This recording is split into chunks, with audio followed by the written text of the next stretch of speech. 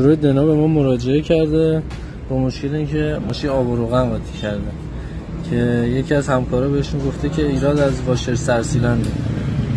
سمنده EF7 خیلی به ندرت واشر میسوزونه، هیچ وقت نریم مستقیم سراغ واشر سرسیلند. بیا بهت بگم تا ایراد از چیه. علتش این آب خوردگی روی خنک‌کن اویل ماژوره. نیازی هم نیست اویل ماژور کامل باز بشه، فقط همین در خنک‌کنش باز میشه.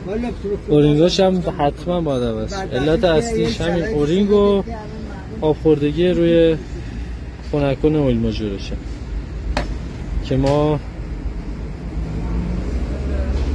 نوعش هم گرفتیم، میتونیم مقایسه کنیم. همین آب خوردگی‌های خیلی ریز باعث میشه که آب و روغن با هم ترکیب بشه و قاطی بشه، مخلوط بشه، میاد داخل رادیاتور که شما فکر می‌کنید واشر سوزونده.